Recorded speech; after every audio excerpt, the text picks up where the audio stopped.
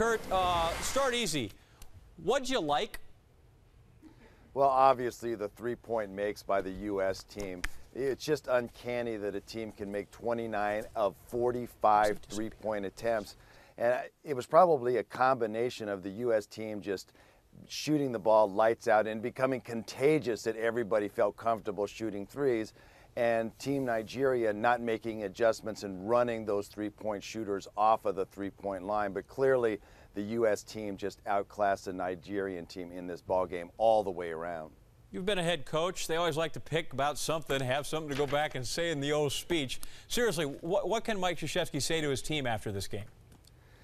Well, he's probably not going to be able to say anything because he gave his team the day off before this ball game, so that's going to be their point of emphasis, that they had fresh legs, and that's why they were able to make all of those three-point shots. So they're not going to want to hear about having a hard practice tomorrow after having such an easy game today.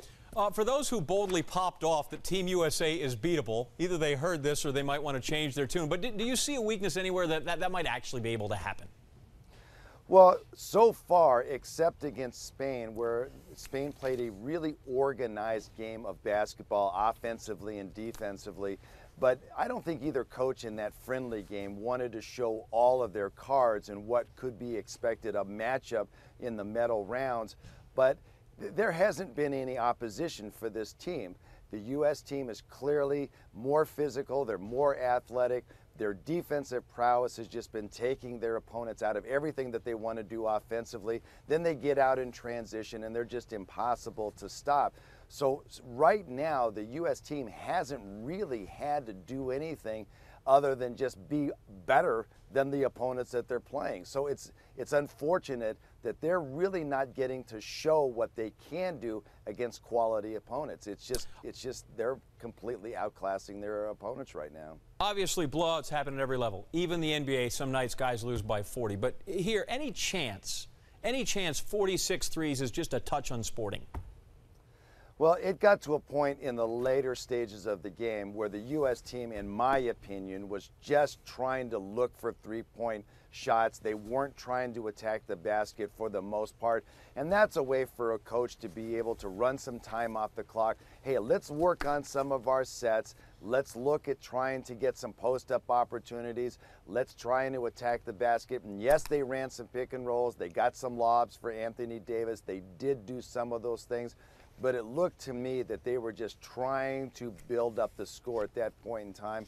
And coaches shouldn't do that against opposing coaches. Clearly the U.S. team was much better than the Nigerian team, and the Nigerian team was not making any adjustments. But I agree with you. At that point in time, they were running up the score, and you could have probably said that about halfway through the third quarter, that they should have stopped looking for all those three-point attempts. Very good. Kurt Rampus, former Laker, but still, many believe you to be a fine American. They'll excuse the Laker part. Thanks, Kurt.